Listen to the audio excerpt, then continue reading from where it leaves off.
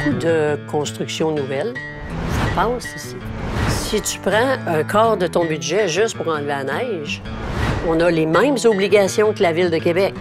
Ça demande beaucoup pour peu. Bienvenue à Maires et Mairesses. Dans cet épisode, on va dans la municipalité la plus reculée de la MRC, tout au nord-ouest, Rivière-à-Pierre. 625 habitants sur un vaste territoire au cœur de la forêt avec 200 lacs. C'est le point terminal de la route verte, la piste cyclable qui traverse Portneuf. C'est aussi un haut lieu d'extraction du granit. Au cours des années, il y a eu là 50 carrières. Il en reste quelques-unes, mais en 2024, l'une des plus importantes compagnies, Polycor, a fermé ses portes. Elle employait 51 personnes. En entrant au village, vous trouvez une épicerie complète, une coopérative. Et juste après le village, il y a l'entrée principale de la réserve faunique de Portneuf. Vous vous doutez bien qu'avec autant de lacs, il y a beaucoup de villégiateurs. Une bonne partie d'entre eux, une fois à la retraite, transforment leur chalet en maison pour venir y habiter. Il y a donc deux types de ripierrois, les anciens villageois et les anciens villégiateurs. Pour tenter de réunir ces deux populations, on organise une fois par année depuis plus de 10 ans le barbecue du maire ou de la mairesse. Ça donne aussi l'occasion de connaître les nouveaux arrivants et les travailleurs venus d'ailleurs. La mairesse Danielle Ouellette est une riveraine récemment installée en permanence. Elle en est à son premier mandat après 4 années comme conseillère.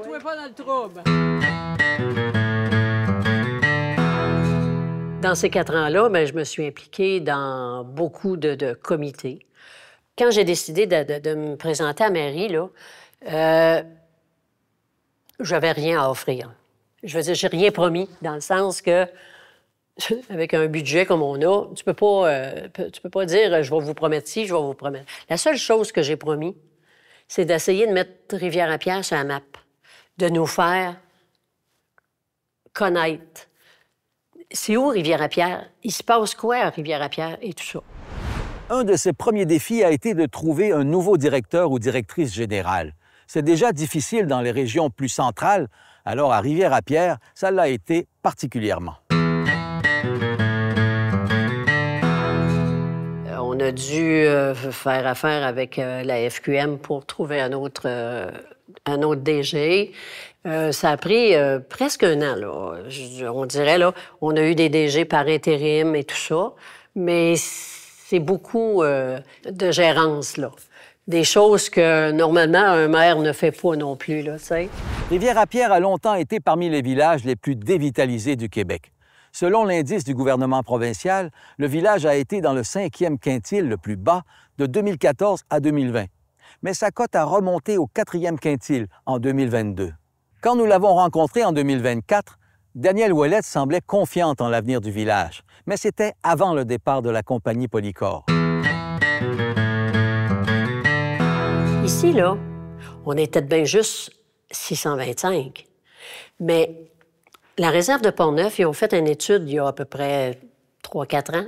Ils passent au-delà de 80 000 personnes par année qui rentrent dans la réserve. On a la ZEC de la Rivière-Blanche, on a la Batiscan, on a la Layton. C'est toutes des places où ce que c'est qu'il y a des chalets, ça. Ça passe ici. Il y a beaucoup de constructions nouvelles. On a quelques couples là, qui sont venus, qui ont acheté des maisons et qui sont venus habiter ici, qui travaillent à la CEPAC et tout ça. Moi, je vois plus grand que ça. Il y a un projet de développement domiciliaire qui s'en vient là, bientôt, là, à l'entrée du village, et une quinzaine de terrains qui vont être en vente. Et ça va être des terrains pour des terrains abordables pour genre des jeunes familles. Ça fait quand même 3 ans qu'on travaille sur le projet de garderie. Récemment, là, on est pour parler pour acheter une résidence. Parce que dans un village, il faut attirer du jeune monde. Puis ce jeune monde-là, bien, ils ont des enfants. Et puis c'est important d'en prendre soin. On a une très belle école. On a des professeurs qui sont super bons. Il faut tout mettre ensemble pour attirer notre monde. Dans les petites municipalités comme Rivière-à-Pierre, la part des coûts de base, comme l'entretien des routes, est énorme. C'est un problème majeur. Mais c'est encore pire quand votre municipalité s'étale sur des kilomètres. Si tu prends un quart de ton budget juste pour enlever la neige, le lac à la Meule et le chemin Colbert, là, on a pour à peu près 40 à 50 000 de réparation à mettre sur ces chemins-là. On peut pas dire on fait pas ça. Là. Il y a quand même une trentaine de chalets là, en amont de ça. Tu sais, la semaine dernière, là, dans la rue de l'Église, ça passait plus. La Sûreté du Québec appelle pour réveiller un employé municipal pour qu'il aille déblayer le chemin pour que ça passe pour les ambulances et la Sûreté du Québec, OK? Fait qu'à 1h30 du matin, Amélie embarque sur le loader, elle s'en va là. Puis le samedi matin, tout le monde s'embarque et puis on fait la tournée des chemins. Puis c'était pas beau, là, tu sais. Comme la semaine dernière, le lac à la Meule, ça passait plus, là. Il fallait faire quelque chose pour que les gens reviennent de leur chalet, là. Il faut dire aussi que les exigences administratives ne diminuent pas avec la taille des municipalités. Vous avez autant de formulaires à remplir et de rapports à faire, même si vous avez peu de budget et peu d'employés. Tout ce qui est côté clérical, on a les mêmes obligations que la Ville de Québec. OK? Par contre, nous, on est ils sont 3 dans le bureau, là, à part le DG, là. OK? Quand tu obtiens une subvention, là, OK? Tu as des redditions de comptes à faire. Bon. Mais ça, c'est l'agente administrative avec le DG qui vont faire ça. On fait affaire avec le fédéral, on fait affaire avec le provincial, on fait affaire avec... On est régi par une MRC aussi. Alors, les papiers, là, les piles, ça monte, là. Il faut donc faire preuve de débrouillardise, surtout quand on est loin des services. Quand on a été 7 jours sans électricité, là, la mairesse est venue faire de la soupe. Je pensais que ce serait pour les résidents, mais c'est nos pompiers. Tout le monde s'est débrouillé. Le HLM s'est vidé, là. Tout le monde est venu chercher quelqu'un pour l'emmener chez lui. Ça, là, j'ai trouvé ça fantastique, là. Puis souvent, c'était pas de la famille, là. C'était des amis, là. J'allais chercher Madame une telle ou Monsieur un tel. Que ce soit pour la piste cyclable, parce qu'il y a de la patrouille à faire sur la piste cyclable. OK? On a un couple qui font ça. Que ce soit sur les pistes de ski de fond, la patinoire sur les lacs l'hiver. À l'OTJ, écoute, là, c'est pratiquement tout du bénévolat. L'OPP, c'est un comité, c'est avec l'école. La FADOC font beaucoup de bénévolat, eux autres aussi. On a la cuisine gourmande qui fait, une fois par mois, fait des repas pour nos gens plus âgés. Ils en font pour ici, mais ils font des petits plats qu'ils vont livrer à des gens qui ne peuvent pas sortir. Écoutez, là, l'année passée, on a eu des pluies diluviennes en juillet et il y a eu des gros dommages qui ont été faits au sud de la Marmite. Ça a pris 4 jours. Ça, là, c'est une mine d'or pour une municipalité.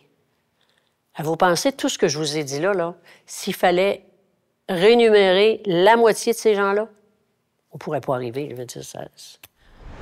Mais là où le bénévolat est impuissant, c'est quand il s'agit de convaincre une compagnie de réseau cellulaire, par exemple, de venir offrir ses services dans des endroits lointains où ce n'est pas rentable. Ça a été une grosse bataille pour Danielle Ouellette. Elle a même fait appel à l'armée. Écoute, là, c'est le nerf de la guerre. À toutes les séances, j'ai des questions. Depuis 93, 94, tous les maires qui ont passé ici ont travaillé pour faire arriver le réseau cellulaire.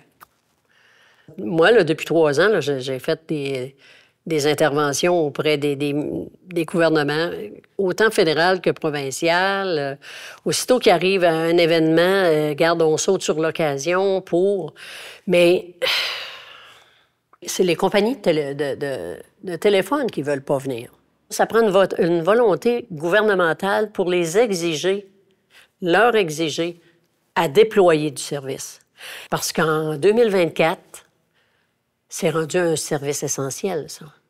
J'ai demandé au Conseil des maires pour qu'on fasse chacun une résolution dans chacune de nos municipalités. Et j'ai même Montauban et la Côte-Sable qui ont fait une résolution en appui pour le réseau cellulaire. Quand Rafale Blanche est venu au mois de février, j'ai parlé avec le commandant de la base, puis je lui ai demandé comment c'était les communications à Rivière-à-Pierre. Je vous dirai pas ce qu'on s'est dit entre nous, là, mais c'était de la bullshit. Alors, quand ça a été le temps de ramasser toutes mes résolutions, j'ai appelé le commandant Croteau, puis je lui ai demandé, seriez-vous capable de me faire un petit rapport sur les communications à Rivière-à-Pierre? Il dit, oui, Madame Ouellette. Il dit, je vais vous faire ça. Il m'a envoyé un rapport de 3 pages avec les décibels, puis les ci, puis les ça. Puis, écoute, c'était nul à Rivière-à-Pierre. On a tout rapporté ça, puis on a envoyé ça. J'avais Granicor aussi, j'avais les 2 chambres de commerce de Saint-Raymond. La bataille a finalement été gagnée. Rivière-à-Pierre aura son réseau cellulaire en 2026. Parmi les solutions possibles aux problèmes des petites municipalités, on évoque souvent les fusions entre administrations. Daniel Ouellette n'y croit pas. Fusion de personnel ou de services, d'accord, mais pas de toute la municipalité. On n'a pas la même réalité que les autres municipalités. Ça me fait de la peine de dire ça, mais on est un petit peu isolés, si on veut. On est quand même à 30 km de Saint-Raymond, puis on est à une trentaine de kilomètres de Montauban aussi. Qu'est-ce qu'on va fusionner, là? On peut fusionner des services. D'ailleurs, on a une agente administrative qu'on partage avec Saint-Uribe. 2 jours ici, 2 jours à Saint-Uribe. C'est merveilleux, mais ça fait partie du volet 4 du programme gouvernemental. Et je pense que dernièrement, on a su qu'il n'y avait plus d'argent dans le volet, là. C'était un programme pour 3 ans. Est-ce que ça va continuer? Il va se passer quoi dans 3 ans? Nous, on a déjà 1 an de fait, là, un petit peu plus qu'1 an, là. C'était un programme qui était avantageux, mais est-ce que le gouvernement va le ramener? On verra. Écoute, on fera avec. On n'a pas le choix, là. On lui a demandé comment elle trouvait son travail de mairesse. Elle avoue avoir eu un peu de difficulté à s'adapter à la complexité et la lenteur des mécanismes d'un conseil municipal. Il n'y a pas de cours pour être mairesse. Pour avoir un DG dans une municipalité, là, il donne des cours à la DMQ, d'accord? Mais comme maire, il n'y en a pas de cours qui se donnent. C'est assez rough. Moi, là, j'avais fait 4 ans comme conseillère.